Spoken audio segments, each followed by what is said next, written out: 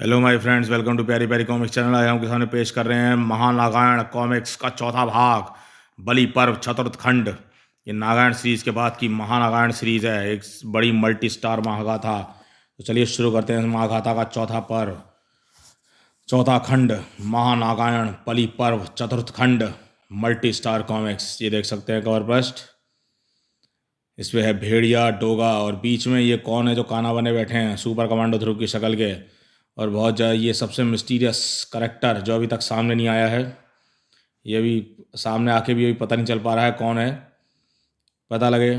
कलीवान, विशाला, नगीना, नागराज, नरकनाशक नागराज, पासे, महानागायण बलि पर्व चतुर्थ खंड। पेश करते हैं नागायण श्रृंखला कि अब तक प्रकाशित कॉमिक्स में वरणकांड, ग्रहणकांड, ध्यानकांड, रणकांड, हनकांड, शरणकांड, समरकांड, इतिकांड, नागायण उपसंहार। ये नागायण सीरीज के बाद शुरू होती है महानागायण श्रृंखला की अब तक प्रकाशित कॉमिक, अवतरण पर्व, रक्त पर्व, संधि पर्व और अब है बलि पर्व। महानागायण।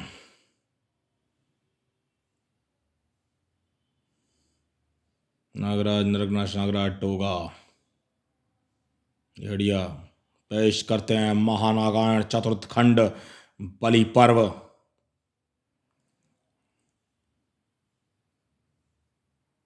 भेड़िया। महानागायण।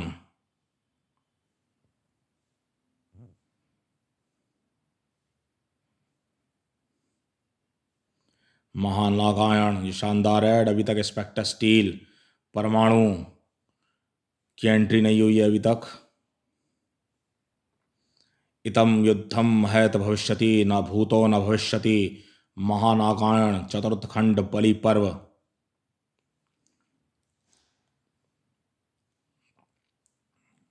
महानागायण चतुर्थ खंड बलि पर्व। पूर्व सार। ब्लैक पावर्स को हराने के लिए सभी सुपर हीरोज को अपने जीवन की आहुति देनी पड़ी, मगर अब उनकी आयु शेष होने और उनके बच्चों के प्रयास के कारण उनकी आत्माएं अब मर्त्यलोक से वापस भूलोक की ओर चल पड़ी, जहाँ कदम कदम पर ब्लैक पावर का स्वामी कालीवान। वैसे इसमें कालीवान की जो एंट्री है, उसका जो सेवक था उससे ज़्यादा बढ़िया नहीं कराई गई कालीवान की एंट्री, जबकि बहुत दमदार तरीके से होनी चाहिए थी। अपने किसी महत्वपूर्ण मकसद की पूर्ति के लिए रोकने के लिए षड्यंत्रों का जाल बुनना था। एक तरफ उसने भूलोक में नगीना के तंत्र की मदद से सुपर हीरोज के शरीर को जॉम्बीज में बदलवा दिया था, दूसरी ओर मर्त्यलोक में अधरा और निशा बलि द्वारा उनकी आत्माओं को सहस्त्र काल गृह में कैद करवाया था, परंतु उसे असफलता मिली। उसने नया षड्यंत्र और शक्ति को सुपर हीरोज की जॉम्बी बन रहे शरीरों को नष्ट करने के लिए खांडव प्रस्थ के क्षेत्र में भेज दिया। एंथोनी की मदद से सभी सुपर हीरोज की पुण्य आत्माएं सहस्त्र काल घर के निकलकर भूलोक की ओर बढ़ चलीं और शक्ति के घातक वार से पहले ही सभी सुपर हीरो के शरीर पुनर्जीवित हो गए। उधर महात्मा कालदूत ने विशाला के प्राण में आकर विसर्पी और विशांक को नागदीप के काल चित्र से एंट्री जो दिखाई गई थी, वैसे नागायण सीरीज में वो ज़्यादा ज़बरदस्त थी। कालीवान की एंट्री थोड़ी इतनी ज़बरदस्त नहीं दिखाई गई इसमें महानागायण में, जबकि उसकी एंट्री ज़बरदस्त होनी चाहिए थी।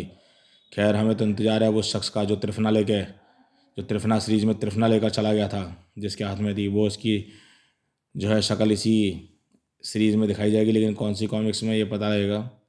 चलिए इसे पढ़ते हैं।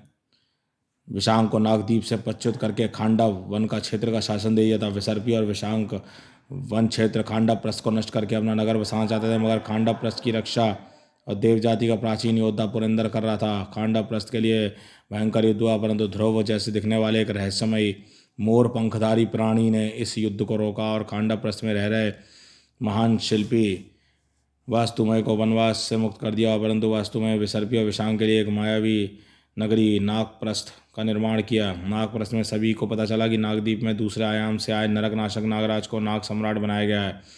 उधर गमत के तानाशाह भीषण भैरव के कारण अत्यंत कोई गुप्त भेद खोलकर वापस लौटे डोगा को नरकनाशक की साथ ही कौली ने मारकर समुद्र में फेंक दिया था। षड्यंत्र घिराते आ रहे थे। एक तरफ कालीवान ने स्वर्ण नगरी पर कब्जा करके सभी देवों को शक्तिहीन कर दिया था, दूसरी तरफ नागपाशा और गुरुदेव प्राचीन तक्षक नगर में त्रिफना की तीनों मड़ियों को ढूंढने में जुटे हुए थे और वे रहस्य की परतों में उलझते जा रहे थे। शत्रुओं को शक्ति चरम पर है और जबकि नागराज और ध्रुव अब ब्लैक पावर से लड़ने के लिए अकेले हैं। क्योंकि द्रोण भी इनके विरुद्ध है। इधर रोबो सिटी में ग्रैंड मास्टर रोबो भी अनजान कारणों से अपना सब कुछ नक्षत्र को सौंप कर वनवास को चला गया। यहाँ तक कथानक आपने पढ़ा अवतरण पर्व, रक्त पर्व और संधि पर्व में। अब पढ़े आगे बलि पर्व। मुझे गमत पर आधिपत्य चाहिए, उस पर कोई समझौता हुआ तो मूल क्षेत्र को मेरे साथ समझौता करना पड़ेगा। मुझे नागद्वीप का सम्राट बनने पर पुनः विचार करना पड़ेगा। नरकनाशक नागराज, मेरा कार्य पूरे विश्व को एक सत्ता के अधीन लाना है, मूल क्षेत्र को की पताका के तले। पर जब मैं मूल क्षेत्र में ही सहमति नहीं ला पा रहा हूँ तो पूरे विश्व में सहमति कैसे बनाऊंगा? बेहतर है कि मैं अपनी दुनिया में वापस लौट जाऊं। मुझे अपने निर्णय पर लगातार विचार विमर्श करते रहना पड़े तो मैं अन्य कार्य कैसे करूंगा? रुको रुको बेटा सम्राट, अरे कोई तो समझाओ इसको। आज्ञा हो तो मैं चेष्टा करूं। किसकी वाणी है यह? वाणी तो सर्वज्ञानी अष्टासर्पी नरकनाशक नागराज का प्रयाम स्वीकार करें। गुनिवर चक्रवर्ती हो वत्स।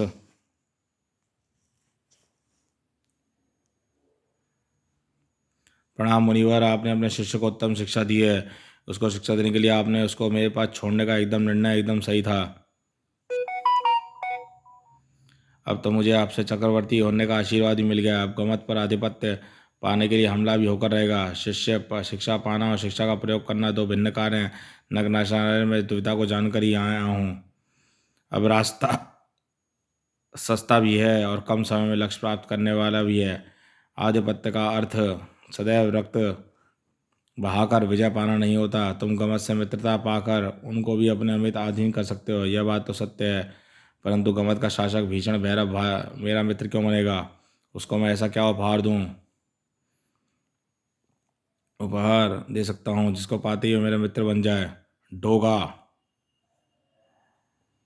डोगा, परसों तो तुम मृत्यु के सागर में फेंक चुकी हो, उसका तो अब नाखून तक नहीं मिलेगा। पर भीषण भैरव डोगा की मृत्यु की बात नहीं डोगा की मृत्यु की बात नहीं जानता। डोगा इस समय गमत का दुश्मन नंबर 1 है। अब जरा सोचो कि अगर हम डोगा को मौत की वीडियोस फुटेज भीषण भैरव को उपहार में दें तो वह हमारा मित्र नहीं बनेगा? अवश्य बनेगा। डोगा की समाधि मित्रता के उस त्योहार की नींव बनेगी जिसका नाम होगा महानागायण बलि पर्व चतुर्थ खंड।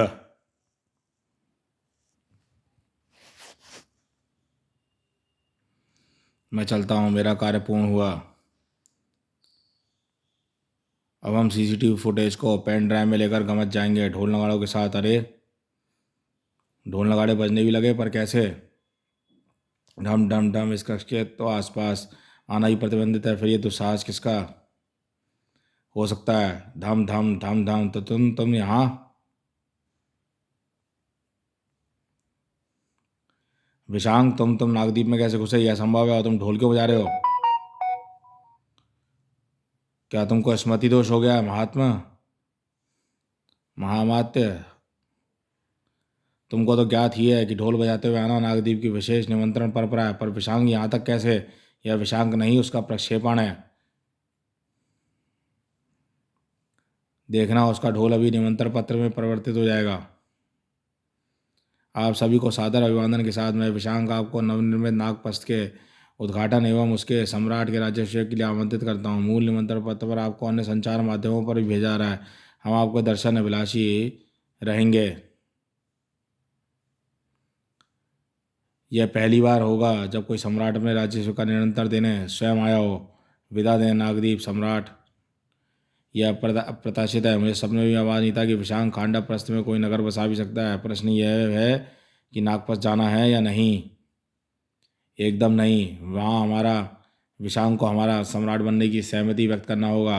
जो जाना तो पड़ेगा, तेरी तो जाने की इच्छा होगी। विशांग को सम्राट बनते देखना जो है, यह राज्याभिषेक विशांग का नहीं है, नागराज का है। आपको आदरपूर्वक नागप्रस्थ के उद्घाटन एवं नाग सम्राट नागराज के राज्याभिषेक पर आमंत्रित किया जाता है। दर्शनाभिलाषी विशांग विसर्पी बाबा गोरखनाथ एवं अन्य नागराज। एक और नागराज, इस आयाम का नागराज। नागराज तो होनी का खेल शुरू हो गया। यह धोखा है कालदूत, तुमने नागपस को विशांग को दिया था, नागराज को नहीं। खांडवपस दिया था। विशाला, नागपस तो उसने स्वयं बनाया है। वह जिसको चाहे उसे दे सकता है, परंतु उसकी इतनी शीघ्रता से पूरा नगर कैसे बचा सकता है? अब तो हमें सत्यता का पता लगाना होगा। चलने की तैयारी करो विशांग। नागप्रस्थ की मान्यता प्राप्त करने के लिए पूरी पृथ्वी के साम्राज्यों को भी हम अवश्य आमंत्रित करेंगे।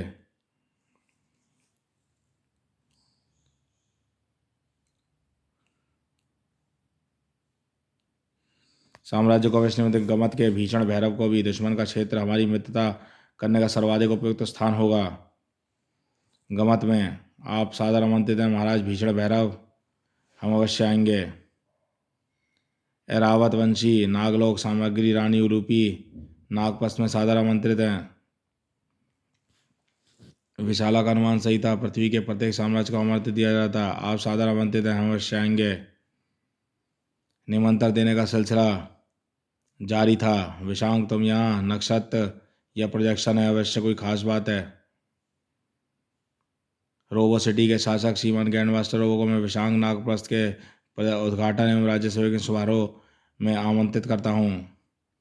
अरे पर यह तो चला गया, हमें ना नागप्रस्थ का पता है ना रोबो का। आइएगा, इनविटेशन आ गया है हमने से नागप्रस्थ, इसमें नागप्रस्थ की लोकेशन है और आमंत्रण रोबो सिटी के शासक को है। अब वह तुम हो।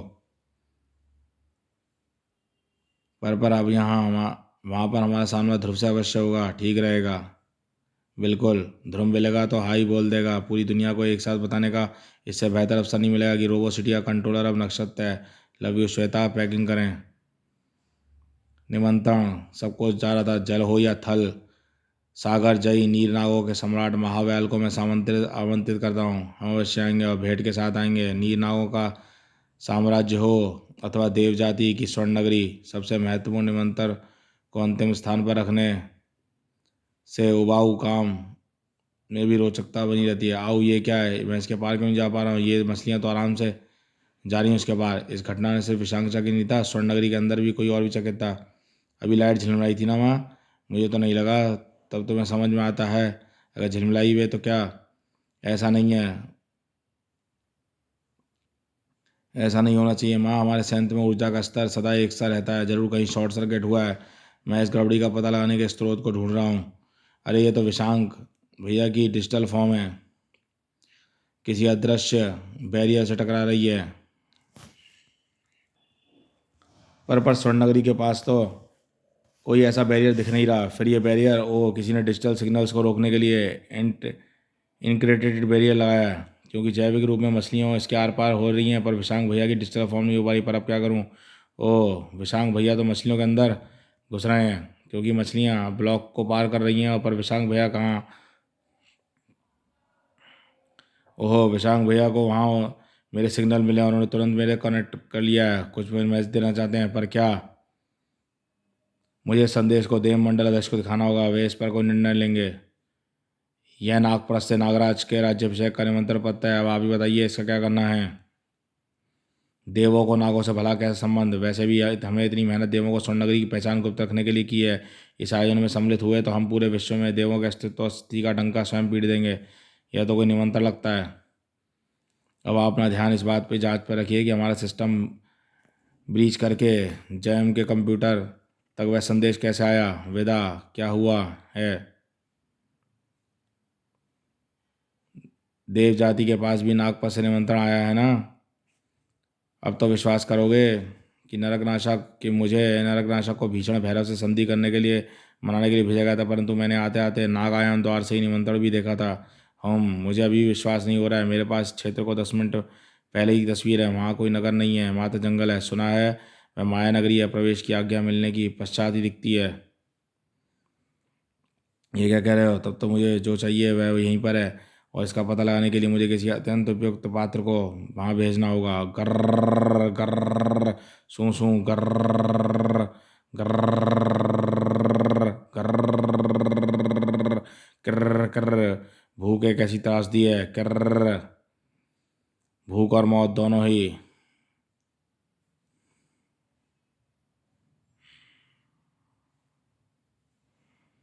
जैसे सामने होने पर प्राणी अपने साक्षात मृत्यु दिखाई पड़ती है, लेकिन फिर प्राणी मौत के ऊपर भूत बन गई, मौत के ऊपर ही भूख को चुनता है। गर्र गर्र, भूख और मौत दोनों ही। ऐसा जुनून देखकर घबराकर भाग जाते हैं। गर्र। भूख मिटने ही वाली थी कि तभी चीता ही मिट गया और उसका बेजुबान शरीर डालों से गिरकर जमीन से टकराया। धमाम। ओहो, मैं सही समय पर यहाँ पहुँचा। कालीवान। चिल्लाओ मत dear grand master, heart attack आ जाएगा। वैसे भी अपने बदन को घसीटते हुए यहाँ तक लाने के लिए तुम अपने दिल पर काफ़ी जोर डाल चुके हो। मैं तो समझ रहा था कि तुम मजाक कर रहे हो कि तुम्हारी बेटी ने तुम्हारे साथ ऐसा किया है। वह मेरी बेटी है, मेरा एडवांस वर्जन। वह मेरी बेटी है, मेरा एडवांस वर्जन। एक बार उससे मिलकर देखो कालीवान, फिर शायद यही बात मैं तुमसे पूछूंगा। मैं ज़्यादा बात नहीं कर सकता। जैसा तुमने कहा है कि मैंने वैसा ही किया। नक्षत्र के हाथ रोबो सिटी सौंप दी और उसे उसके पिता की कहानी भी बता दी। अब मैं उसके शरीर को और ढो नहीं सकता। अब मैं शरीर को और ढो नहीं सकता। अब तुम वादे के मुताबिक मेरी मेमोरी को मेरे प्रोडक्ट रोबो के करप्ट ब्रेन में अपनी अद्भुत टेक्नोलॉजी का इस्तेमाल करके ट्रांसफ़र कर दो। देखो, अब तो प्रोडक्ट रोबो के अस्तित्व पर भी खतरा मंडराने लगा है। इतनी आगे की बात मत सोचो रोबो। प्रोडक्ट रोबो को मैं अदृश्य किरण कवच में सुरक्षित कर दूंगा। फिलहाल तो तुम्हारी बेटी के कहर को रिपेयर करना है ताकि तुम अपने पैरों पर खड़ा हो सको और मेरा यह काम कर सको जिसके लिए तुम कर सकते हो, क्योंकि तुम्हारे पास एक्सरे और अल्ट्रावायलेट रे वाली लेज़र आई है। आखिर अब क्या चाहते हो तुम मुझसे? बताता हूँ, ध्यान से सुनो। रोबो कलीवान को ध्यान से बातें सुनाने गया और फिर समझ गए ना, यह काम कर दो, फिर रोबो प्रोडक्ट का शरीर तुम्हारा। उसके बाद तुम्हारी रोबो सिटी का सिस्टम ओवरराइड कोड भी तुम्हारे पास खूब सुरक्षित रहेगा। रोबो सिटी भी तुम्हें वापस मिल जाएगी। अब जाओ, तुमको आवश्यक वस्तुएं भिजवाई जाएंगी। यह आखिरी ब्लैकमेल है कालीवान। इसके बाद रोबो का धैर्य परखने की गलती मत करना। मेरे अनंत काल के जीवन में पहली बार मुझे उद्विग्नता हो रही है। कुछ ऐसा हो रहा है जिसका मुझे भान नहीं है और ऐसी परिस्थितियाँ मुझे अच्छी नहीं लगती।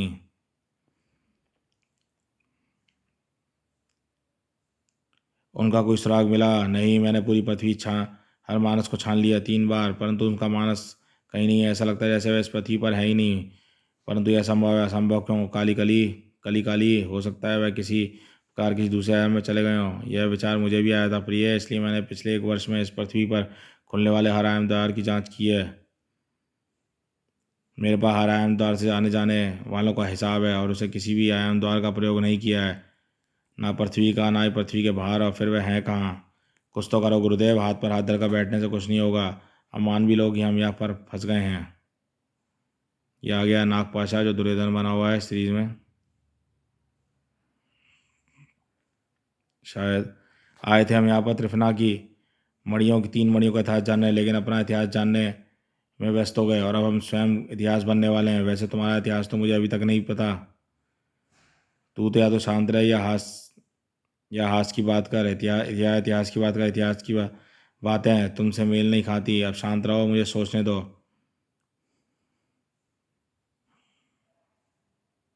हम्म, एक बात बताओ गुरुदेव, अब तू पूछ ही ले, उसके बाद ही मैं कुछ सोचूंगा। मुझे तो तक्षक राज पिताजी की मृत्यु के बाद महल में ले आया गया था। फिर सुमेर सिंह को मैं पहले ही महल में कैसे दिख गया? तेरा दिमाग तो चलने लगा है रे, ये तो मैंने कभी नहीं सोचा। यानी तुम्हारे पिता अपने पुत्र तक्षक राज की अनुपस्थिति में तुमको महल में लाते रहे थे, और जब तुम्हें सुमेरु सिंह के सामने पिताजी बोल दिया तो तुम उनको सुमेरु सिंह की यही बात बतानी पड़ी। पर वे मुझे महल में लाते क्यों थे? तक्षक राज प्रथम स्वयं ऐसा कभी कथा नहीं करता। अवश्य तुम्हारी माँ ने ऐसा करने के लिए उस पर दबाव डाला होगा। तुम अल्पायु में पैदा हुए थे, शायद इसलिए तुम्हारी माँ तुम्हारे जरिए अपना काम शीघ्र करवा लेना चाहती थी। कैसा काम? ईसाइयों में भला किसकी योग्यता गुरुदेव? किसी योग्य किसी योग्य तो तुम ईसाइयों में भी नहीं हो। तुम्हारी योग्यता मात्र एक है कि तक्षक राज का प्रथम पुत्र होना हो। तक्षक राज के प्रथम पुत्र होने का एकमात्र योग्यता खजाने पर अधिकार होना है। एक पल को खजाने पर अधिकार होने की योग्यता कहीं इसीलिए तो तुझे जन्म नहीं दिया गया। यानी तेरी माँ जो भी थी उसको भी त्रिफना की 3 मणियाँ चाहिए थी। देव कालजयी के रहते वे मणियाँ उसको अनंत काल तक नहीं मिली, परंतु तक्षक राज के एक पुत्र पैदा करके वह उसे प्राप्त कर सकती थी। इसलिए मैं इतना षड्यंत्रकारी हूँ, क्योंकि मेरा जन्म ही षड्यंत्र में है। पर वह कौन थी? मेरी माँ। मणियों को हासिल करके क्या करना चाहती थी? बस मेरे जीवन में बस मेरा फ़ायदा उठाने वाले भरे हुए हैं। क्या तुम भी मणियों के लिए मेरी साथ चिपके हुए हो गुरुदेव? क्या तुम्हारा क्या षड्यंत्र है जो तुम मेरा पीछा भी नहीं छोड़ते? कौन हो तुम और कैसे पाया तुमने ये अद्भुत यांत्रिक ज्ञान? यह बता देने से तू यहाँ से बाहर नहीं निकल जाएगा। काम की बात सोचने दे अब तो। तुमको इतना तो पता चल गया है कि यह एक सुमेर सिंह नामक सर्प के द्वारा किसी ने मणियाँ तक्षकराज के पास भिजवाई थी, और ऐसा वह पहले भी कम से कम एक बार कर चुका है। वह मणियाँ तक्षकराज को नहीं कि नहीं है। अब बाहर निकल कर सबसे पहले हम सुमेर सिंह नाग का पता लगाएंगे। जब तक हम राजा सुमेर सिंह का पता लगाते रहे, असफल होते रहे, इसके जरिए हम मणियों के स्रोत तक अवश्य पहुंचेंगे। इस चिंता गति की बात है कि आज के समय में मैं इसको या तो नागराज ले सकता है, या फिर तू। एक तीसरे का नाम भी भूल रहे हो गुरुदेव। तक्षकराज और विशाला का वह पुत्र जिसको लेकर विशाला चली गई है। एक तीसरा भी है, पर वो है कौन, कैसे पता चलेगा? ये लीजिए नरकनाशक। इसमें डोगा के जीवन की आखिरी घड़ियां अंकित हैं। कूटनीति भी अद्भुत शस्त्र है, बिना रक्त बहाए एक छोटा सा यंत्र हमको मित्रता के माध्यम से पूरे गमत का अधिकार दिला देगा, और गमत को भी पूरे मूल क्षेत्र पर अधिकार दिला देगा। कूटनीति मित्रता दोधारी तलवार है महाराज। ये क्या कह रहे हो महामत्य? मूल क्षेत्र में किसी और का दखल अस्वीकार्य है। ऐसा करने में हम गमत को कैसे रोक सकते हैं? हम उनसे मित्रता ना करें? मित्रता करें, परंतु पहले उन पर जाहिर करके कि मित्रता में आप बड़े हैं और वे छोटे। वे आपसे कोई मांग नहीं कर सकते, पर आप उनसे कर सकते हैं।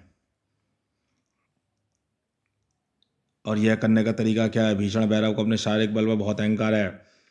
यह सरीसृप जैसी विशाल शक्तिशाली मशीनी रोबोट से कुश्ती लड़ता है। उसका सामना अगर उससे भी अधिक शक्तिशाली किसी मूल क्षेत्रवासी से करा जाए तो वह स्वतः हमारा गुलाम या मित्र बन जाएगा।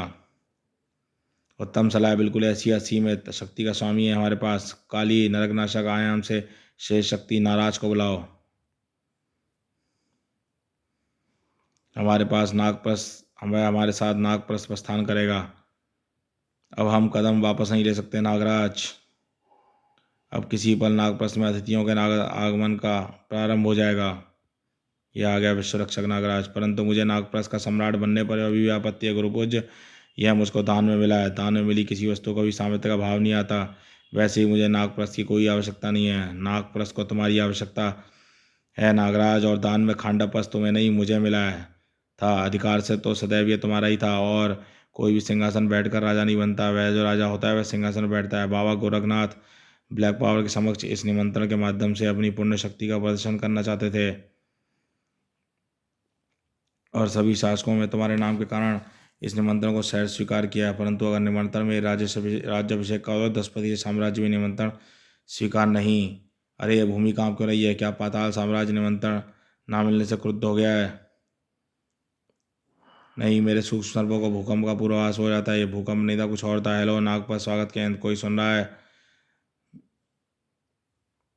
मैं लंका का कमांडर इंदी तुंगे बोल रहा हूँ। नागपस की तरफ बढ़ रही हमारी नागगाड़ियों पर हमला हुआ है। नागपस की लोकेशन के ठीक बाहर।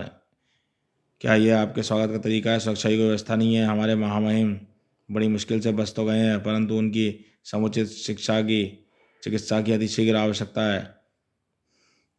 अवश्य कोई भूल हुई है, चिंता न करें। मुझे आपकी स्थिति दिख रही है, सहायता तुरंत पहुंच जाएगी। पहले ये भूमिकंपन और फिर हमारे अतिथियों का आक्रमण, यह सहयोग नहीं हो सकता। यह अवश्य ब्लैक पावर्स की राज्याभिषेक की को खूनी और खुली चुनौती है। मैं जाकर देखता हूँ।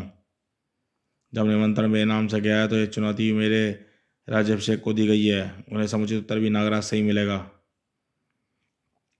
अकेले तभी राज्याभिषेक उपयुक्त प्रतीत होगा।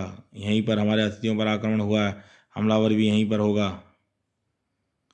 मेरी नाग दृष्टि के सूक्ष्म देख रहा हूँ, परंतु यहाँ पर तो ना पैरों के निशान है, ना ही पंजों के, ना ही दबे पाँव दबे कुचले पौधे या नष्ट वनस्पति के। अरे तुम्हारी तो जीभ कटी है। क्यों? पर तुम्हारी जीभ नहीं कटी है। क्यों?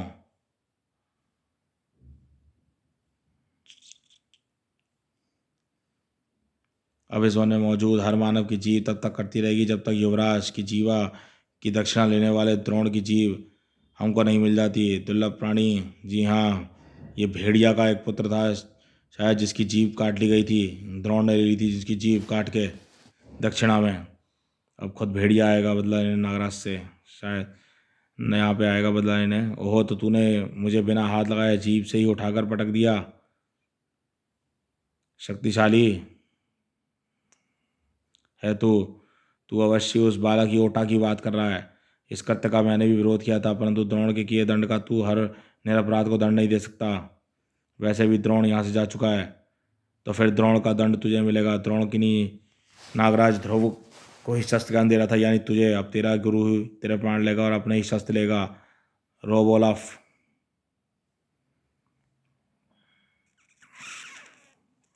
ये नागफनी सर्प निकले, धसक सर्प।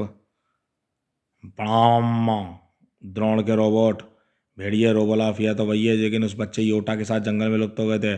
परंतु इनसे निपटना आसान नहीं होगा, कि इस बार यह दिव्यास्त्रों की परीक्षा नहीं है। यहाँ पर दिव्यास्त्रों के प्रयोग से नागपस्त को भी क्षति पहुँच सकती है। यह संख्या में बहुत अधिक हैं। इन्हें काटने से मेरा विष इनको गला भी नहीं पाएगा। इनको रोकने का एक ही तरीका है, वह यह है कि व्रकाल इनको वापस जाने का आदेश दे, वरना मैं तो जुबान काटूंगा नहीं, बल्कि हमेशा के लिए खामोश कर दूंगा। कोशिश कर ले नागराज, क्योंकि अब ना तो मैं रुकूंगा ना ही रोबोलाफ। रोबोलाफ हमला। यह रोबोलाफ की छलांग सही थी, लेकिन जो सर उसका लक्ष्य था वह कणों में बदल चुका था, और जो सर उसके लक्ष्य के स्थान पर आ गया वह गलत था। बेचारा व्रकाल अपनी मौत को स्वयं बुला बैठा। पर मेरा विचार सही निकला। इसके शांत होते ही सारे रोबोलाफ भी जड़ हो गए हैं। व्रकाल की धरती पर कपाने की शक्ति जितनी शक्ति नहीं थी। फिर यह वाला खतरा कौन था जो नागप्रस्थ को हिला दे? हे भेड़िए देवता, मदद! और यहाँ नागायण, महानागायण के चतुर्खंड बलि पर में एंट्री हुई है भेड़िया की। और ये भेड़िया भविष्य का भेड़िया है, जैसे नागराज ध्रुव भी भविष्य के हैं, क्योंकि कॉमिक्स ही भविष्य की है। मदद! पीछे योटा भी आ गया है, उसका बेटा। यह तो भेड़िया है। इससे मैं ज़्यादा तो नहीं मिला, पर इतने दिनों के बाद भी मैं इसको स्पष्ट पहचानना हूँ, खासतौर से इसकी दैवीय गदा को। इसमें वह शक्ति है जो भूमि को भी थर्रा दे, यानी यह बालक योटा अवश्य इसका पुत्र भेड़ाक्ष होगा। और भेड़िया, खैर भेड़िया को तो समझाना मुश्किल नहीं होगा, क्योंकि जैसे मैं इसको पहचान गया हूँ, वैसे ही ये भी मुझे पास आने पर मुझे पहचान। भेड़िया। जी हाँ, एक कोहराम कॉमिक्स, जलजला कॉमिक्स आदि में मिल चुके हैं पहले ही नागराज से। तू अभी तक बोल रहा है, यानी तेरी जीभ सलामत है, पर योटा की जीभ काटने वालों को या तो जीभ रखने का अधिकार होगा, या धम आ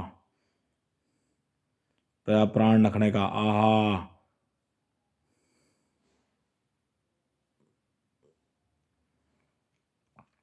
भेड़िया, तुम शायद मुझे पहचान नहीं रहे। मैं नागराज हूँ, तुम्हारा मित्र। मित्र, यह सब एक गलत फहमी। धम आहा! तू जीवित है भी बोल रहा है, तेरी जीव को शांत रखना होगा, और हर उस प्राणी को भी जो इस वन में प्रवेश करने की और निवास करने की धृष्टता करेगा, और वह उन सबकी मृत्यु शैया बनेगा। ऐसे होश में आओ भेड़िया, तो मुझे पहचान नहीं रहे। मुझे लगता है तुम्हारा मस्तिष्क किसी और के वश में है, और मुझे तुम्हारी स्मृति को फिर स्वतंत्र करना होगा, और उसके लिए मुझे तुमको बंदी बनाकर स्थिर करना होगा, ताकि मैं तुमको सम्मोहित करके तुम्हारे मस्तिष्क अवरोध हटा सकूं। मेरी आंखों में देखो भेड़िया, देखो, मैं तुम्हारे मस्तिष्क के अंदर देख रहा हूँ। हैं एक अवरोध है और एक शक्तिशाली है। इसके पार जाने के लिए मुझे अपनी पूरी शक्ति लगानी होगी। पर ऐसा शक्तिशाली अवरोध लगाने वाला कौन हो सकता है? ऐसा अवरोध लगाया क्यों गया? मैं इसको भेद भेद रहा हूँ। ओहो, मैं तुमको पहचान रहा हूँ। तुम तो, ये क्या कर रहा है तू? इसका मस्तिष्क वो हटते ही प्रलय आ जाएगी। नागराज, आप अवश्य गुरुराज भाटकी हैं, प्रणाम स्वीकार करें, परंतु भेड़िया के मस्तिष्क में अवरोध लाया किसने? मैंने, क्योंकि भेड़िया की स्मृति सृष्टि के विनाश का कारण बन सकती है। हमने वुल्फानो की पुनर्स्थापना के लिए जो वर्षों तक तपस्या की है, वह एक पल में धूल में मिल सकती है। अर्थात भेड़िया का मस्तिष्क और उसके क्रियाकलाप आपके नियंत्रण में है। सही समझे? भेड़िए को चुनौती देने का अर्थ मुझको चुनौती देना है। अब या तो इस समय इस वन को तुम स्वयं मानव रहित कर दो, अन्यथा यह काम भेड़िया से करवाना पड़ेगा। जहाँ मानव रहेंगे वहाँ वन नहीं रहने देंगे। विवाह बंद नहीं रहने देंगे। ऐसा मैंने पहले भी सुना है बसों में प्रोफेसर नागमणि से, जिसने मेरे मस्तिष्क पर कब्जा जमाया हुआ था, और मैं किसी और का भी ये हाल नहीं होने दूंगा। भेड़िया, इसको जीवन से मुक्त कर दो। नागराज और महाबलशाली भेड़िया दो पर्वतों की तरह आपस में टकरा उठे और थरथरा उठी, धरा थर्रा उठी। वृक्ष अपना आधार खोकर हवा में उड़ने लगे और प्रलय का दृश्य उपस्थित होने लगा। तभी आवाज गूंजी, रुक जाओ।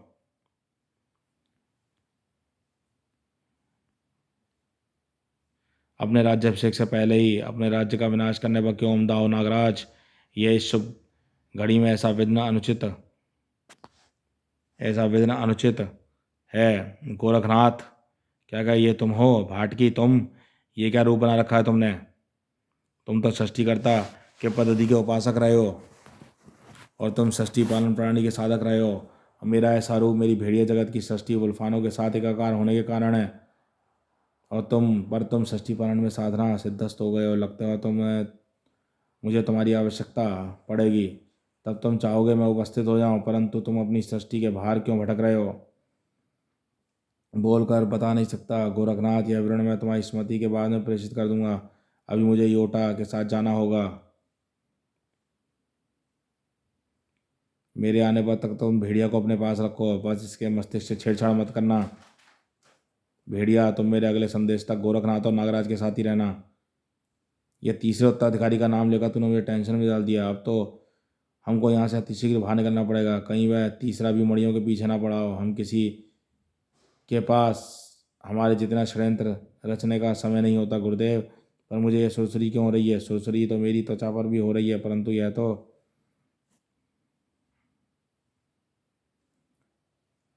अरे तेरा लवादा उड़ रहा है। उड़ कैसे रहा है नागपाशा? हवा से गुरुदेव। हवा चलेगी तो लवादा उड़ेगा। इना कभी कभी मुझे शक होता है कि मूर्ख मैं हूँ या आप गु हृदय चटाक। अरे मैं मजाक मजाक में आपको मूर्ख कह दिया था गुरुदेव। आप ये क्या समझ गए थे? हम मानसिक स्वरूप हैं मूर्ख। फिर भी हमको हवा महसूस हो रही है। इसका एक ही अर्थ है कि हमारा मानसिक स्वरूप धीरे धीरे ठोस भौतिक स्वरूप में बदल रहा है। यह कार्य वह श्री वेदाचार्य की 23वीं शक्ति जाल के कारण हो रहा है। और इस अंजाम के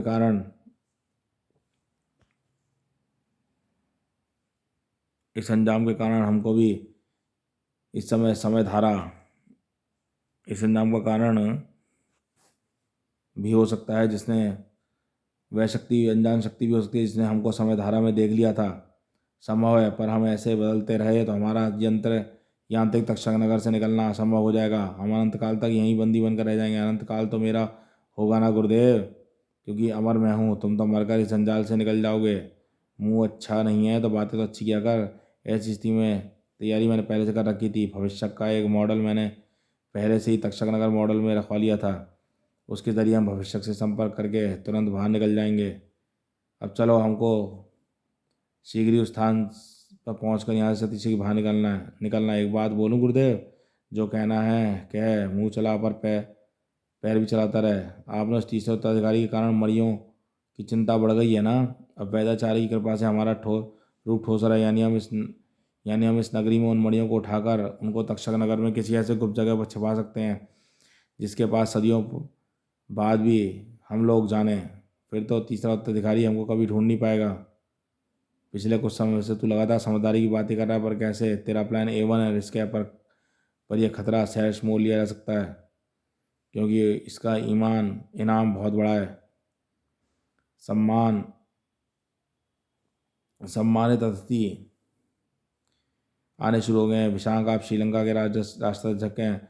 इनको अतिथि भवन से पहले सुशाल ले जाना अवश्य। परंतु इनको चोट पहुंचाई किसने?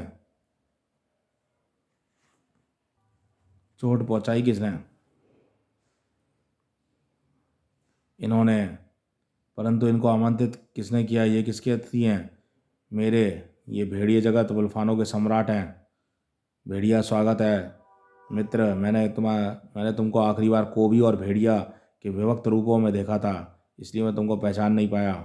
जी हाँ, कोबी इससे अलग हुआ होता भेड़िया से। अब ये कोबी और भेड़िया एक हो गए हैं। शायद तुमने भी मुझे कुछ नहीं पहचाना, मैं नागदीप का युवराज विशांक हूँ, पर तुमने इससे तो मिलते ही रहेंगे। अभी सम्मानीय अतिथि पर ध्यान दो। अतिथियों का तांता लगना शुरू हो गया था। अतिथि स्वीकार करने के लिए धन्यवाद। नाग सामग्री देवी उलूपी, मैं आपको आगे भवन तक ले चलता हूँ। इतनी सीढ़ियाँ मात्र विश्राम भवन तक जाने के लिए? आप लोग पहले थका कर फिर विश्राम कराते हैं क्या? हाँ हाँ, नहीं देवी, आपको पहली सीढ़ी पर चढ़कर उस सीढ़ी को मात्र देखना है और आप वहाँ पहुँच जाएंगी जहाँ पहुँचना चाहती हैं, और आप वहाँ तुरंत पहुँच जाएंगी। वाह, अद्भुत है ये तुम्हारा नागप्रस्थ। हमें इतनी पसंद आया गमत की सम्राट नागप्रस्थ के निमंत्रण को स्वीकार कर लिया। आपका स्वागत है, धन्यवाद। परंतु यह कैसा आश्चर्य है, इस जंगल के बीच में समुद्र नजर आ रहा है, और समुद्र के बीच में स्थित दीप एक आलीशान महल है। वह आपके ठहरने का निवास स्थान है सम्राट। अद्भुत, परंतु वहां तक जाने के लिए कोई जलयान नहीं दिख रहा। यह समुद्र भी आभासी है, यह जल नहीं है। जल का आभास दिलाने वाली थल है, भूमि है, और यह महल की दूरी का आभास है। महल आपसे 200 कदमों की दूरी पर है। यह चमत्कार तो हमारे यांत्रिक कौशल भी नहीं कर सकते। यह तो चकित करने वाला। सम्राट, मूल क्षेत्र से संदेश आया है। उसके लिए नए शासक भी यहाँ पर आ रहे हैं और हमको यहाँ पर द्विपक्षीय मीटिंग करना चाहते हैं। हम मीटिंग में बस जाएंगे। ये अगर हमारे साथ आना चाह रहे हैं तो उनका स्वागत है। उनके अलावा मेरी मीटिंग रोबो सिटी के ग्रैंड मास्टर रोबो से फिक्स करो। हम उनको भी अपने खेमे में लाना चाहते हैं। हाय ध्रुव, ग्रैंड मास्टर रोबो के प्राइवेट जेट में सुपर कमांडो ध्रुव अब आया है। हमारे सूत्रों के साथ रोबो सिटी में कोई और ही आ रहा है। इसका प्रस्ताव रुख होगा कि हमको नहीं पता। तुम दोनों यहाँ कैसे? नक्षत्र श्वेता, रोबो कहाँ है? और निमंत्रण तो रोबो को गया था ना? निमंत्रण रोबो सिटी के मुखिया को गया था, और अब मैं हूँ। रोबो ने मुझे रोबो सिटी का चीफ बनाकर वानप्रस्थ दे दिया है। क्या असंभव? इसके पीछे रोबो की कोई वश चाल होगी। वह एक दिन वापस आएगा और तुमसे। सच्चाई यह है भैया कि जिस रोबो को तुम झुकाने की कोशिश करते रहे, वह खुद नक्षत्र के आगे एक ही बार में झुक गया। और हाँ, थैंक्स टू नताशा भाभी, जिसने उसकी बैटरी को डिस्ट्रॉय करके उसको स्लो डेथ दे दी। फिर भी सतर्क रहो। रोबो चाहे रिटायर हो गया और फिर भी उसका दूसरा रूप प्रोडक्ट अभी भी कहीं मौजूद है। खैर, समारोह में अभी भी समय है। तुम दोनों अपने अतिथि निवास में थोड़ा रेस्ट कर लो। आपका स्वागत है संयुक्त राज्य प्रतिनिधि रॉब जोगारोग। यहाँ आकर खुशी हुई। सभी मानकों की जांच सही है तो नागप्रस्थ के विश्व के 196 देश की मान्यता मिल जाएगी। जी हाँ, टोटल पृथ्वी पे 195 देश हैं। अभी 196वां देश बन जाएगा। आप जो चाहे देख सकते हैं श्रीमान, आपको हमारा पूर्ण सहयोग मिलेगा। नागप्रस्थ में आपका स्वागत है सप्त समुद्रपति महाव्याल सागर। आपका भी निवास है। देव धनंजय, स्वर्णनगरी से भी कोई आया है क्या? अभी तक नहीं, परंतु सुना है आपको कोई विशेष भेंट आने वाली थी। वह किधर है? लाया हूँ राज, इस वक्त के समय ही सम्राट नागराज को भेंट दूंगा। पर नागराज है कहाँ? वह मूल क्षेत्र के प्रतिनिधि मंडल की आगवानी कर रहा है। जी हाँ, ये रहे नागराज और नरकनाशक नागराज सामने। आपके निमंत्रण के लिए धन्यवाद महामना गोरखनाथ जी। यह बताता हूँ कि मूल क्षेत्र और नागप्रस्थ एक ही सिक्के के दो पहलू हैं। जैसे ही हमारे और आपके अपने शासक नागराज और नरकनाशक नागराज सब महात्मा कालू की कृपा है, सत्य है। बस नागराज पर भाग्य और विशांग की अतिरिक्त कृपा है। उस समारोह के लिए अत्यंत उत्सुक हैं। आप भी समारोह के मुख्य अतिथि हैं नागदीप सम्राट। तनिक विश्राम कर लीजिए, आगे अवसर मिले ना मिले, पहले श्रम तो कर लें। और वे सभी के साथ विश्राम करेंगे। हमारे नया नेतृत्व अपने आपसे संधि वार्ता करना चाहता है। माननीय भीषण भैरव जी, संधि से शांति और छल दोनों का ही विस्तार होता है। संधि के लिए तुमको अपने उस ऑपरेटर को हमें सौंपना होगा जो हमारे गुप्त रहस्य लेकर आया था। वह हमारा नई मूल क्षेत्र के पूर्व संयोजक का एजेंट था और तुम्हारा सीक्रेट सुरक्षित है। ये हम कैसे माने, क्योंकि मुर्दे बोल नहीं पाते। हम संतुष्ट हुए। डोगा, हम मूल क्षेत्र को गमत साम्राज्य का हिस्सा, अटूट हिस्सा बनाने का हिस्सा बनाने का प्रस्ताव देते हैं। मूल क्षेत्र पूरे संसार में अपनी गतिविधि चलाता है। ऐसे में अगर गमत मूल क्षेत्र को ध्वस्त ले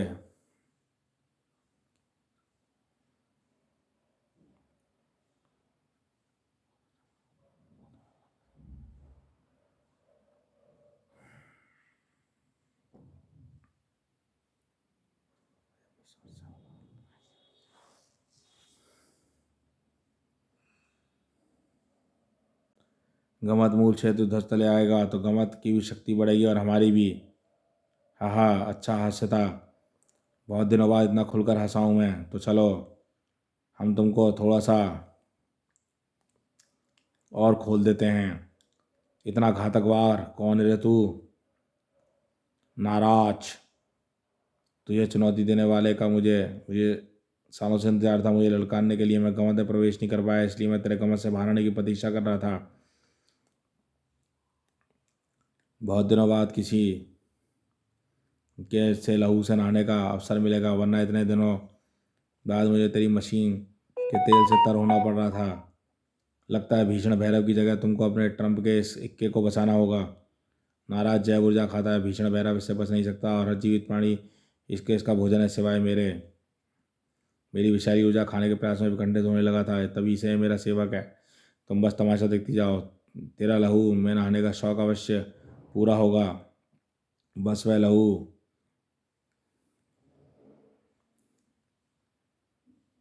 खुद तेरा होगा। इसके लिए हर स्पर्श मुझे दिलबरता महसूस हो रही है। मुझे उस द्वंद्व को जल्दी खत्म करना होगा। यह भूमि क्यों कांप रही है? यह तो माया नगरी है। फिर से अभी तो कोबी भी यहीं पर है। फिर कौन? ऐसा प्रतीत हो रहा है कि इस बार वार मेरा हो और इसका हर बार इसकी शक्ति की क्षीण हो रही है और इसकी वजह इसकी बढ़ रही है। चिंता न करें गमत सम्राट, आप अकेले नहीं हैं। नाराज ने आप पर नहीं, हमारी मित्रता पर वार किया, हमारी संधि पर वार किया है और इसका परिणाम इसको भुगतना होगा। आप इसके रक्त से अवश्य स्नान करेंगे। शाबाश नरकनाशक, तुम्हारा प्लान परफेक्ट है, परफेक्ट जा रहा है। भीषण भैरव अब तुम्हारा जूनियर बनकर ही रहेगा, क्योंकि इस संधि की वेदी पर अब उसके विनाशक नाराज की बलि चढ़ेगी। यह क्या हो रहा है? नाराज नरकनाशक, नाराज तो तुम पर वार करने की हिम्मत कैसे की? फाड़ दो इसको।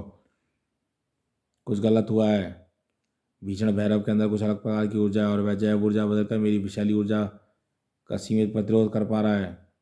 इसकी भूख ने इसको पागल कर दिया है और उच्च श्रृंखला भी इसको फाड़ कर रख दूंगा, परंतु इससे लगेगा इस समय तो कहीं और मुझको ये ना फाड़ दे। मुझे ये कोई आमंत्रित अतिथि है क्या? नहीं, पर ये सुरक्षित नागपंच में घुसा कैसे? मैं देखता हूँ इसे।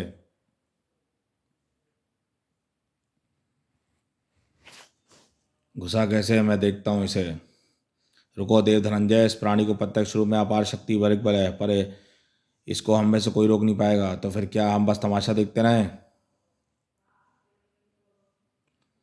हम तमाशा ही देखेंगे। जाओ मित्र, जाओ मित्र। राज्याभिषेक का मुहूर्त है, उसमें हम देरी नहीं कर सकते। इन लोगों को नाराज की शक्ति के बारे में कुछ नहीं पता। ऐसा का इसका हाल भी नरकनाशक और भीषण भैरव की तरह ही होगा। इसकी आत्मघात की इच्छा अवश्य पूरी होगी। अरे इसमें तो गजब का आत्मविश्वास है। कौन है यह महाशक्तिशाली? स्वयं पहचानो, यही है नागप्रस्थ को। हमारी भेंट। डोगा। धड़ाक क्रंच। जी हाँ, डोगा को जब समुद्र में फेंका गया था तो डोगा को महावैल ने बचाया था।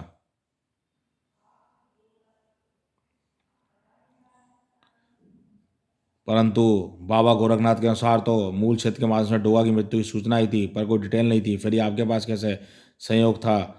हमको अपने समुद्र में एकाएक बड़ी संख्या में मछलियां मृत मिलने लगी। उनका पीछा करते हुए हम आपदा के स्रोत तक पहुंचे तो एक मानव आकृति निकली जो गहरे समुद्र में तैर रही थी और इसके अंदर कोई अनजान परंतु भीषण विष था। फिर आपके यानी डोगा की मौत हत्या थी और वह अनजान विष से, और वह किसका विष था पता नहीं चला, पर उस विष की जांच करके मेरे सेवक इसे मेरे पास ले आए। विष के कारण इसकी सांस बंद हो चुकी थी, इसलिए इसके फेफड़ों में पानी नहीं भरा और यह मर्द परंतु सुरक्षित मेरे पास आ गया था। और मेरे नाग वैद्य ने इसके शरीर से नीरनाग विष से बनी विष काट खीर प्रविष्ट कराई, परंतु इससे अपने जीवन में लक्षण इसमें जीवन के लक्षण प्रकट नहीं हुए। समझ रहे हो? विष काट खीर, जब खीर खिलाई गई, विष वाली खीर खिलाई गई डोगा को, तो इसमें जो है ये चूंकि इसमें भीम बना हुआ है महानागण में, तो इसमें कई हाथियों का बल आ चुका है। और समय बीतता चला गया, हिम्मत रहा, परंतु अनुचरों के अनुसार इसको सतह पर छोड़ने के कारण इसका उचित अंत्येष्टि हो सके। परंतु तभी समुद्र कांप उठा। निकट एक जलगत ज्वालामुखी में विस्फोट हुआ और पूरा जल गंधक तत्व में भर गया। परंतु असली खतरा ये वे विशाल शिलाखंड थे जो धमाके के कारण तीव्र गति से नाग नरक की तरफ बढ़ रहे थे। कुछ ही पलों बाद विशाल नीर नाग की तरफ समुद्र तल एकाकार हो जाने वाला था। ना बचने का रास्ता था और ना हमारे पास मौत की उस शिलाओं को रोकने का कोई रास्ता। वैसे ही मरने के लिए मौत को चुनौती दे सकते थे। मौत से किसी को मौत ही बचा सकती है, जिंदा मौत। और विषकाट और खीर का प्रभाव था कि ज्वालामुखी गंधक के रहस्यमय मिश्रण का। पर डोगा पुनर्जीवित हो गया था और प्राण मात्र उसके नहीं, हम सबके बचे थे। उसका विकराल शिला को चूर चूर करने के शरीर के बाद उसके अंदर 1000 वेलों का बल चाहिए था और अब वह डोगा के अंदर था। जी हाँ, 1000 वेलों का बल। जिसने डोगा की मौत चाही उसने डोगा का भला कर दिया। हरकुलिस से भीम बना दिया उसे। और हमको यहाँ ही नहीं, नागप्रस्थ से ही निकल लेना चाहिए। घबराओ नहीं, जरूरत नहीं है। जो तुमको सुरक्षित निकाल दिया जाएगा। अभी सुनो। पर डोगा को अनजान विष देने वाला था कौन? डोगा ने हमको नागराज से मिथ्या ही कहानी सुनाई। यह घटना विषांग के निमंत्रण आने से एक दिन पूर्व की है और उस दुश्मन का नाम नहीं बता पाया क्योंकि उस विष ने डोगा की तत्कालीन मेमोरी को नष्ट कर दिया था और उसे उसकी पहले की ये सारी बातें याद हैं, परंतु हमला होना उसे याद नहीं है। Oh thank God. पर उस दुश्मन को तो डोगा याद होगा। नागराज के राज्याभिषेक के बाद पहला कदम ये होगा। अरे इसका शरीर वाष्पित हो रहा है। मैं आपसे क्षमा चाहता हूँ मित्र भैरव, परंतु आपके अपराधी को हमारे द्वारा मारे जाने का दावा भ्रामक निकला। हम आपके समक्ष कोई शर्त नहीं रख सकते। हमें तुम्हारी शर्तें स्वीकार है नरकनाशक। तुमने हमारे लिए प्राण दांव पर लगा दिए, परंतु हम ये बात कभी नहीं भूलेंगे। आज से गमत मूल क्षेत्र का मित्र देश है। हमारे समूह में आपका हार्दिक स्वागत है गमत सम्राट। पर पेन ड्राइव है कहाँ? मुझे तो लगा पेन ड्राइव गलत साबित होने के कारण मामला खत्म हो गया। पेन ड्राइव का पता नहीं। मुझे तो लगता है कि यह तो मीटिंग रूम में गिर गई थी। यह पूरे धूमधड़ाम में नष्ट हो गई है। खैर अब वह पेन ड्राइव किसी काम की नहीं है। बहुत सारी चीज़। अरे आपको क्या हुआ माँ? कुछ नहीं कुछ नहीं, मेरा पैर खुद मुड़ गया था। मैं आगे ठीक हूँ। तुम आगे चलो, मैं आती हूँ। क्या बात है कालीवान, तुम नागपस्त में ही हो ना? हाँ, पर मुझसे संपर्क नहीं करो। ये बाबा गोरखनाथ, मेरे अगले निर्देश तक मिलने तक वहीं रहना। उसके बाद जैसा मैं कहूँ बिल्कुल वैसा ही करना। बाय। यहाँ से हज़ारों किलोमीटर दूर बैठे कालीवान को ऐसा क्या पता चल गया है कि कहीं कालीवान कहीं किसी रूप में वहाँ पर किसी रूप में मौजूद तो मित्र नहीं है। हम बाकी नागपस्त घूमना तो इतना मुश्किल नहीं है, लेकिन अभी हम 500 सीढ़ी चढ़ चुके हैं। यहाँ एक्सीलेटर भी नहीं है। क्यों? क्योंकि वहाँ तक आज तक कोई नहीं जाता, ना आज तक गया। संयुक्त राष्ट्र पत्नी सीमांत जुगारे, यह स्थान निषिद्ध है। किसी को पता नहीं कि उस हवा महल में क्या है और वह कौन है। पर वह क्यों नहीं जाता बिना वहाँ गए जांच किए? हम नागपस्त को देश का दर्जा कैसे देंगे? अब हम कोई नहीं रोक पाएगा। जा सके तो जाएं आप। 500 सीढ़ी तो क्या, 500 साल तक भी सीढ़ी चढ़ते रहेंगे तो भी इतनी दूर नहीं जा पाएंगे। और अगर हम यूं ही आगे बढ़ते रहे तो हमारा राज्याभिषेक में शामिल होना असंभव होगा। ठीक है, हम वापस चलते हैं। हमको 500 सीढ़ियाँ उतरनी भी हैं। अरे यह क्या, हम तो 500 सीढ़ी ऊपर चढ़ कर आए थे, अब तो सिर्फ 5 सीढ़ी हैं। अगर आप 5000 सीढ़ी चढ़कर भी घूमते तो उतरने में सिर्फ 5 सीढ़ियाँ मिलती। यही इस हवा महल की खासियत है, वापस आने में समय नहीं लगता। आइए मैं आपको आपके आवाज़ तक छोड़ दूं। हेलो यूनाइटेड नेशंस, यह पूरा नागप्रस्थ मायावी ऊर्जा से बना है। यह वास्तविक रूप से अधिक वास्तविक लगता है। तुमने गहराई से जांच की है ना? मेरी बाईं आंख में इस दुनिया का बेस्ट लेज़र स्कैनर फिट है। यह मायावी ऊर्जा की वेवलेंथ की भी एक्यूरेसी माप सकता है। ये तो ग्रैंड मास्टर रोबो है। मुझे पता है कि तुमको नागप्रस्थ भेजना बेकार नहीं जाएगा। अब तुम आराम से तमाशा देखो। हमको ये इन प्रकार नागप्रस्थ अधिकार चाहिए। मैंने छान लिया, नागप्रस्थ क्षेत्र में उसका होने का कोई संकेत नहीं है। फिर इतना प्रयास क्यों? नागप्रस्थ अधिकार के लिए जो युद्ध होगा वह हमारी आगे कई योजनाओं को ध्वस्त कर सकता है। इतनी सीढ़ियाँ सतत खोज के बाद हमारे यहाँ पर पहला सूत्र लगा है। हमको यूं ही छोड़ नहीं सकते। परंतु तुम्हारा कहना भी ठीक है। अभी युद्ध वांछनीय नहीं है। हमको नीति बदलनी होगी। तुम जीवित हो और महाबल के साथ आए हो। हमको नीति बदलनी होगी। बिना युद्ध के नागपस को जीतना होगा। हमारे अतिथि महाबल तुमको एक विशेष भेंट देने आए हैं नागराज। आपसे इतने दिनों बाद मिलकर बहुत प्रसन्नता हो रही है। नीरनाग सम्राट महाबल आपका स्वागत है। परंतु तुम कहाँ रह गए थे डोगा? तुमको निमंत्रण देर से मिला था क्या तुम जीवित हो और महाबल के साथ आए हो। तुमको जिंदा पाकर मेरे शरीर में जान आ गई है। और तुम पर जानलेवा हमला किया किसने? मुझे याद नहीं है नागराज, मैं बताता हूँ। महाबल दोबारा पूरी कहानी दोबारा सुनाता चला गया। अब डोगा के उस दुश्मन का पता चल पाना असंभव है। डोगा के इस खुशी के अवसर पर हमले की बातें क्यों, दोस्ती की बातें की जाएं? आप समय से पहले क्यों आ गए नागदीप सम्राट? नरकनाशक आपको नियमावली के अनुसार अपने मार्गदर्शक के साथ ही आना चाहिए था। अपने ही दूसरे घर में मार्गदर्शक की क्या आवश्यकता है गोरख बाबा? मेरे लिए तो जैसे मूल क्षेत्र नागदीप वैसे ही नागप्रस्थ। सम्राट समझिए। हा हा हा हा हा हा हा हा। जो अपने आप को नहीं संभाल सकता वह नागदीप संभालने चला है। देख रहे हैं, इसमें दुर्योधन की तरह ही नगनाशक नागराज भी गिर पड़ा और विसर्पी हंस पड़ी द्रौपदी की तरह। नागदीप संभालने चला है। एक मायावी महल बनाकर और अतिथि को बुलाकर एवं अपमानित करके आप मित्र नहीं शत्रु बना रहे हैं।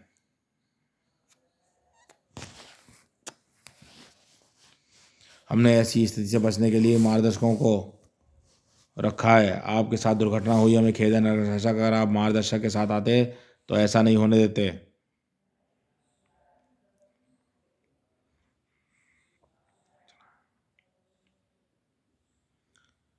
ताकि वे हमको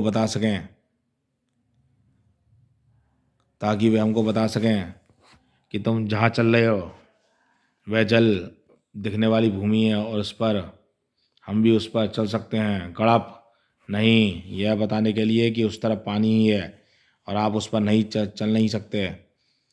तुम अपनी क्षमता से नहीं बल्कि भाग्य से नागदीप सम्राट बने हो नरकनाशक। इसलिए अपने आप को नागदीप का सम्राट समझने का भ्रम छोड़ दो। नागप्रस्थ तो बहुत दूर की बात है। मैं भाग्य से ही सही, पर तुम तो दुर्भाग्यवश भी नागप्रस्थ की शासक, ना तो नागप्रस्थ की शासक बन पाई, ना ही नागदीप की, और ना ही आंतरिक मास से पैदा हुआ तुम्हारा भाई कहूँ ना विशांक, उसे ना तो माँ का दूध नसीब हुआ, ना ही नागप्रस्थ का सिंहासन।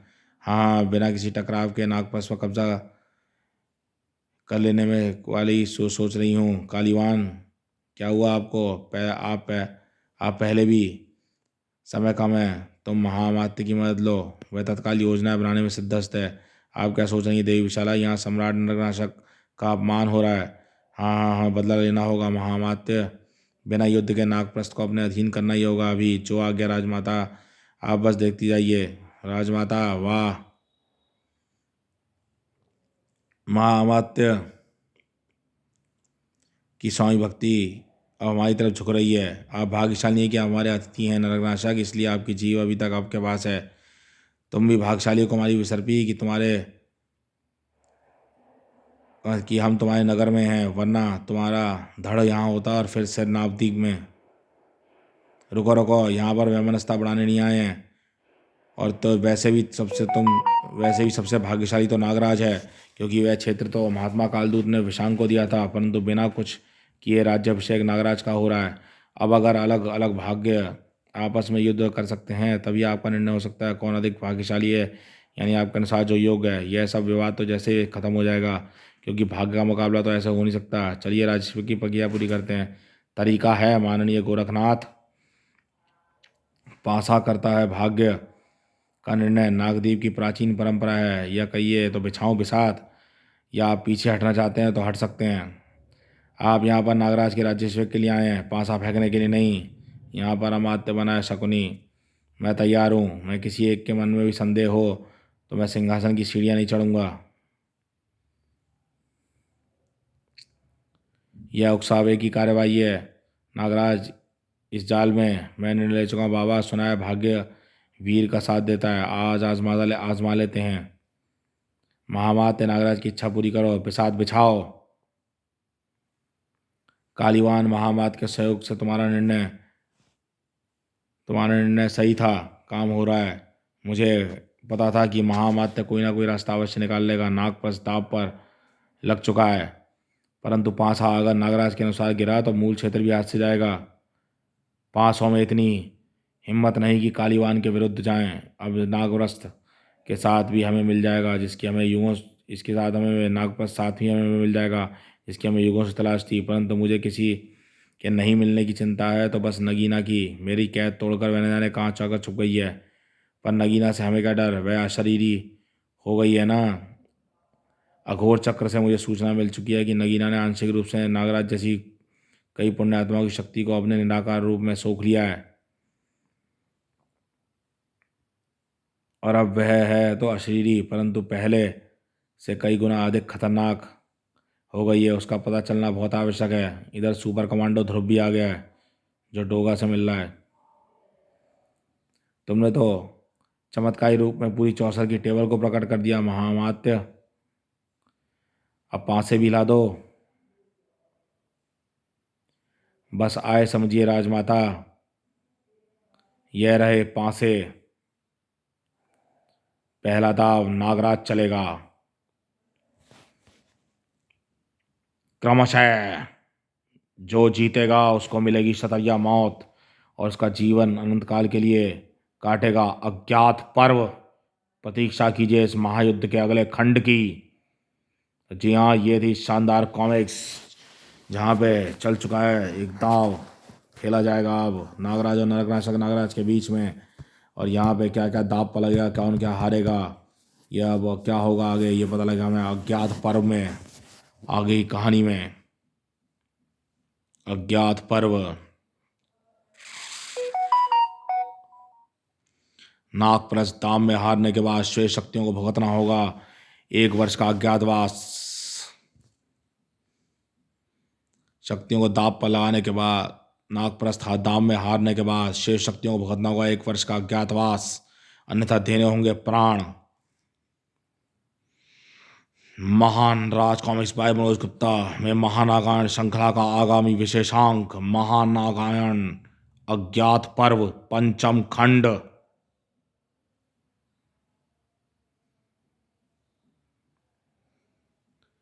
ये इधर शक्ति भी होने जा रहा है एक महायुद्ध का आगाज। कौन बचेगा और किसकी चढ़ेगी बलि। महानागायण बलि पर्व चतुर्थ खंड। पूर्व प्रकाशित पर्व, अवतरण पर्व, रक्त पर्व, संधि पर्व।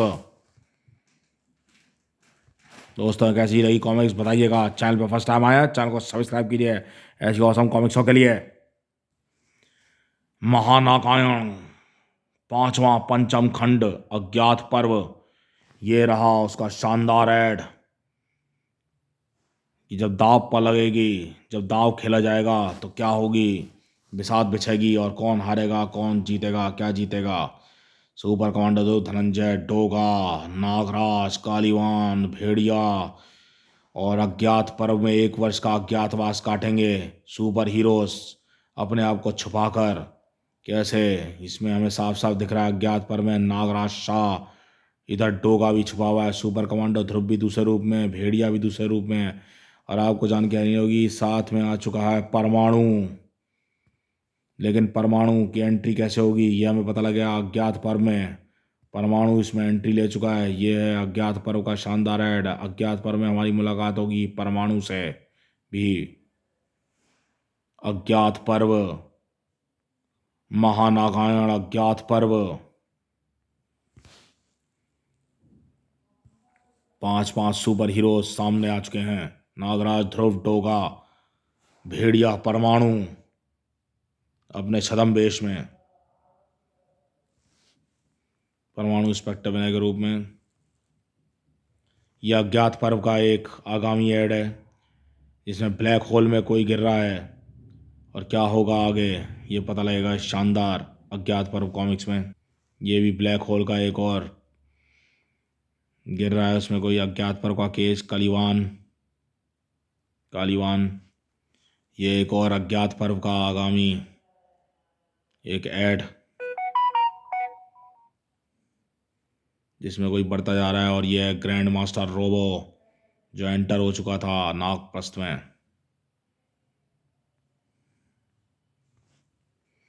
अज्ञात पर्व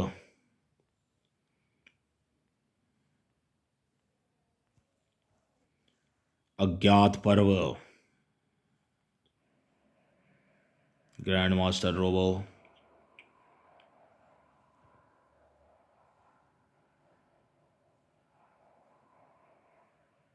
तो देखते रहिए प्यारी प्यारी कॉमिक चैनल। फिर मिलेंगे महारामायण के अगले भाग अज्ञात पर्व में पंचम खंड में।